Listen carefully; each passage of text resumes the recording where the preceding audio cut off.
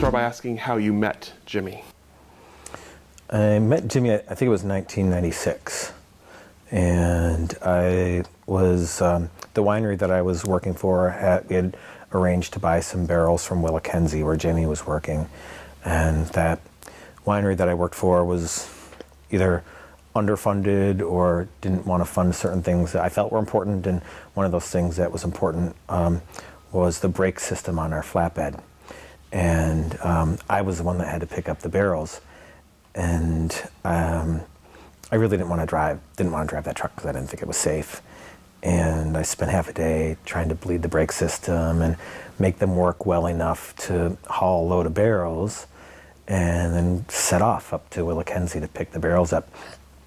And I got there, and Jimi was there. So that was the day that I actually first met Jimi. And so I had my list with X number of barrels to pick up with the barrel numbers so we could pick them out and we knew which ones that we're getting.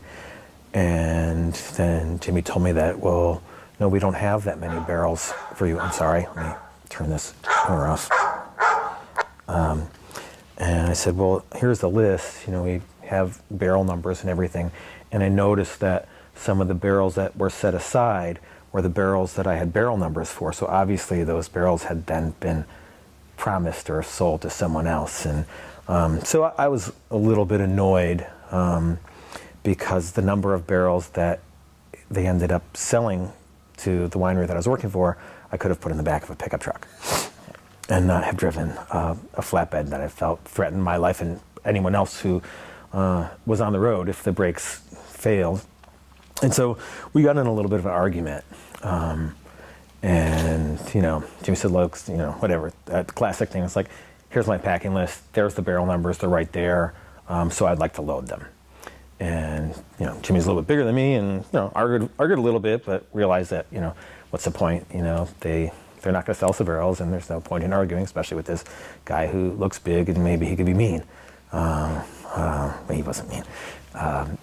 And so that was my first meeting with Jimi, and I didn't run into him again, I think, at least for several months. And I got invited to a party at his house, but I hadn't put two and two together. So I didn't realize that, but another winemaker friend said, hey, there's a party here in McMinnville, you should come and hang out. And so that's the second time I met Jimi. And we didn't have any arguments, which was great. And we ended up talking until late in the night and talking about philosophy and things like that. And I think after that night, then we were pretty good friends. No threat of hostile arguments. So what was he like? It's hard. That's not an easy question to answer. Jimi was full of a lot of contradiction, I guess. Somebody who was, extremely interesting from an intellectual perspective. Loved to eat, cook, laugh, all these things, which I think is what made Jimi so special to a lot of people. And Janey at one point had asked us to come up with descriptions for Jimi, and we were throwing out things like sensitive bully brute. Those are all, it's all kind of a joke, but that's, he had many different facets, and I think that's what made him such a great person, part of what made him such a great person. What was he passionate about? I think he was passionate about life in general, but certainly, when it comes to our profession, he was passionate about all aspects of making wine, what happened in the vineyard and how that applied to environmental things and methods of farming and methods of making wine. But in the end, I think, it was about the end result and what do things taste like and when did they taste best. And I think, I think in a lot of ways, some of our common ground was things taste best when you're enjoying them with your friends and your family. And so, Jimi was a great person to sit down at the table with. Tell me a little bit about, you guys came into the industry kind of at the same time or a similar time. Tell me a little bit about the industry that he came into, that you came into, what it looked like in the early mid-90s. I think that was a time for a lot of change in the organ industry, and it was maybe, the beginning of some larger wineries and larger vineyards starting, and where he worked at Willackenzie was one of them, right? That was a winery that was started by people who had made a lot of money in the high-tech world, and they bought a pretty large tract of vineyard land and planted a large vineyard and built a really sophisticated winery. And I think that was, up until that point, most of the people who were here had not started wineries under that kind of a condition. And there were people that had started from scratch, basically. And also Oregon, I think, was getting more attention from the press and the media, and was becoming associated with making good Pinot Noir, and Pinot Noir that could compete quality-wise on the world platform. What kind of impact did he have, or did kind of the things he was passionate about have on the industry? I guess for Jimi, you'd probably say that, being one of the early people involved in biodynamics, and I don't know if Demeter was certifying at that point. They must have been, but that was around that time. So it was mid-late 90s, and I think that it was one thing that Jimi definitely talked about a lot was biodynamics, and he had a postage-sized stamped garden in his backyard that was really shaded, and it was amazing because things grew incredibly well there. I think manure had something to do with that, but I probably biodynamics is, I think, the one thing that Jimi is probably more known for than anything else. Can you tell us what you remember of sort of the days leading up to and then Jimi's death, and kind of the immediate aftermath of that, like from beginning to end as you remember it? There was a lot that happened. Thinking back, that summer, Jimi's business was growing. He had a full-time job managing both a growing winery and a large vineyard planting. So he was under a lot of pressure. He was under a lot of stress, which I think was a little different from how things had been a few years before that. I suppose, though, that is what happens.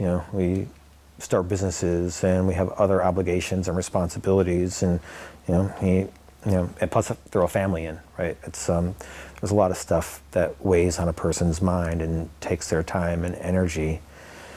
Now there's one unusual thing. This was really, it was bizarre, I guess, from my perspective. And we were having a barbecue at Jimi's house with a few close friends. There was 3 or 4 of us there hanging out.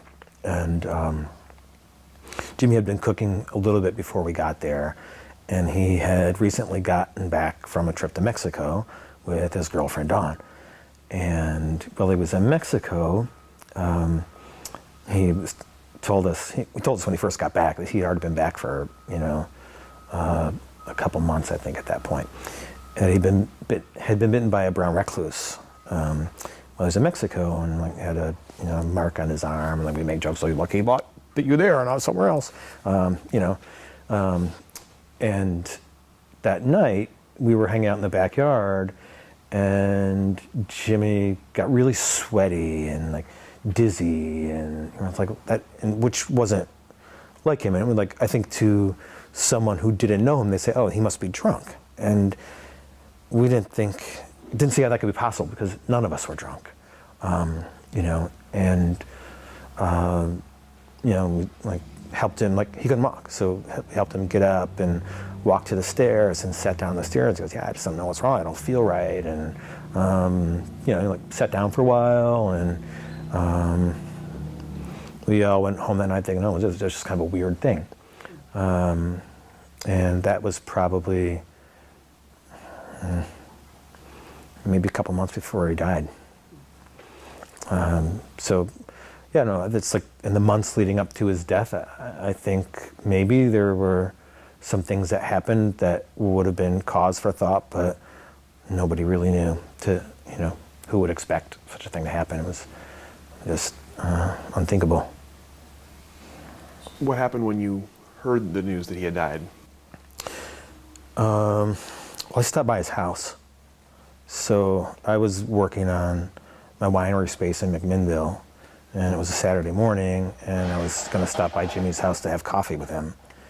And there were ambulances and police cars on his street, and I thought they were at his neighbor's house. And Dawn's car was parked out front. I thought, oh, Dawn's there having coffee with Jimmy. And, I walked up the steps to his back door, and then, it was pretty obvious that those people were in his house, and Jimmy was laying on the floor, and he was dead, and it was shocking. And so after that, I know a lot of his friends kind of gathered at the house. How did the idea of sort of helping his harvest go? How did that arise? A few of us got together, and we didn't, I don't know, what do you do, when someone dies suddenly, and someone who's young and involved in a lot of things, and we were sitting around saying who's going to take care of Jimmy's affairs, and what are we going to do? And one thing that Jimmy had said before he died was that one of the only things he felt like he had to pass on to Pascal was a legacy of the winery, which was pretty far from the truth, right? He obviously had a lot of things to pass on to Pascal, and that was only one of them. But I think that was really the impetus for putting the idea together. Try to keep the Brooks label going, so Pascal would have something that was a link to his father, but also just for that particular vintage, the idea was that I don't think Jimmy would have wanted to leave any of his growers hanging with that fruit. So the idea was let's take the fruit, split it up, make the wine, get the wine through bottling, sell it, help sell it, which we didn't realize that his sister didn't need any help in that department. And we actually all should have taken lessons from her, which we know now, or at least I know now. So I think that was the basic idea, to keep alive a link that was, direct to Jimmy, that Pascal could look at and be a part of if he wanted to be a part of it, and do the honorable thing for the people who Jimmy did business with. What did you hope to accomplish with your part of the Brooks 2004 harvest? For my part, I just wanted to see those two things happen. However it manifested itself, was all I really wanted to see happen. And I guess my idea for continuing the winery was let's do a few hundred cases a year until Pascal is old enough to decide if he wants to be a winemaker or not, and then he can decide at that point.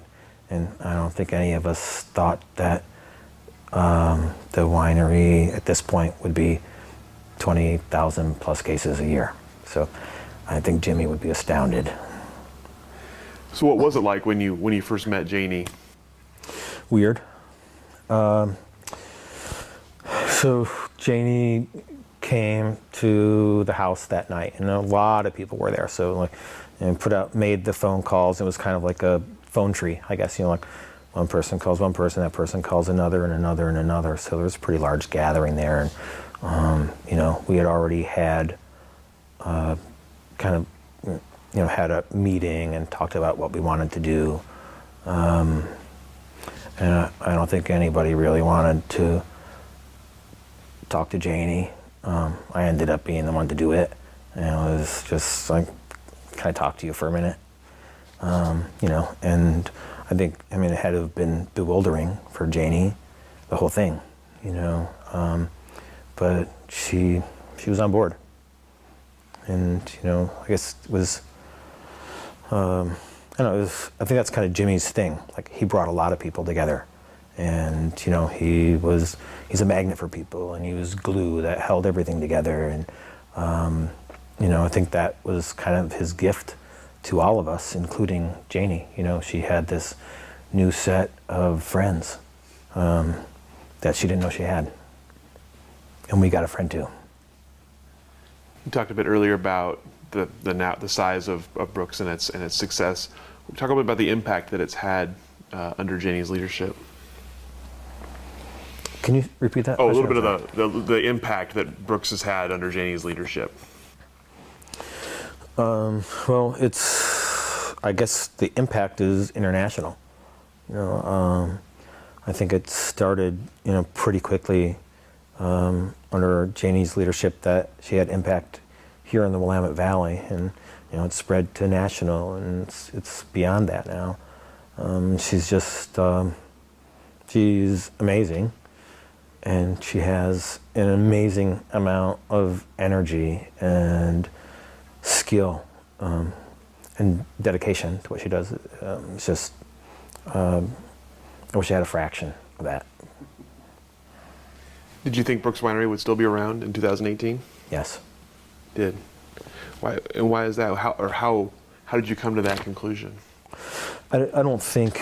I suppose that even if Janey was not the kind of person that she is, and to have done what she has with the winery, I think that a small group of Jimi's friends would have kept, probably not a winery going, but certainly Jimi's brand. And you know, when we talked about that, and the short days after Jimi died, and it's like, well, you know, how long do you think we'll have to keep this brand going until Pascal can decide? And there's always like our dumb jokes. Like, I don't know who it was, but someone's like, well, what if Pascal decides he wants to be a ballet dancer or whatever? Like, you know, he could be anything, right? He doesn't have to be a winemaker. And I think we, you know, just made the decision, like, well, maybe it'll take until he's 30. Like, you know, he's not gonna, you don't want him to be forced into it as a young person. It has to be something that he wants to do himself, and we might have to be pretty patient to wait for that answer. Do you think the same scenario could happen today in 2018 as it happened in 2004? Do you think that a group of people could keep a winery afloat in that kind of way, or keep a label afloat? If I think we're better able to do it now, because you know, a lot of us were of similar age, and our businesses were of similar age, and we were in the early stages and the growth stages, and now our businesses are more mature, and I guess we're probably also more mature people, maybe. So I think if something like that were to happen today, we're better able to deal with it than we were then. Do you have a favorite memory of Jimi?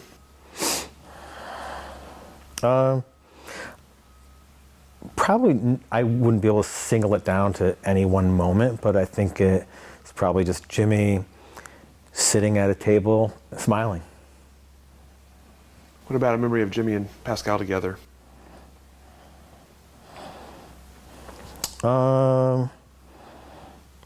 Yeah. Jimi gave Paco a lot of war toys, which I mean, all little boys want that stuff, right? It's kind of fun, and so Paco had, and I think maybe because Jimi also wanted to play with them, so you know, Pascal had like really cool tanks that looked like they were real tanks, and all these other things. But we went to watch the movie Gladiator, and then afterwards, and this is kind of because, and we're probably still this immature because it would be fun, but we made our own helmets, and they had like some pretty wacky helmets in that movie, so we got the tinfoil out and made helmets and weapons and had a gladiator battle. Of course, Paco won, and he slaughtered us.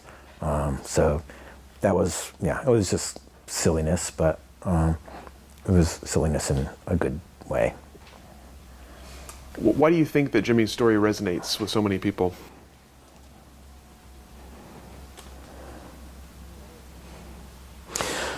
I think a lot of it has to do with Jimi himself and his personality. I mean, beyond being magnetic, actually with some people he was anti-magnetic. It could go both ways. But he was certainly not the kind of person that people would forget if they had met him. And I think there are a lot of people in the industry that you could hold up who early on became friends with Jimi, and from someone who was a grunt worker to someone who maybe was a famous chef, or whatever it may be. And I think there's just something about him, that made that impact what it was. Hard to put a finger on.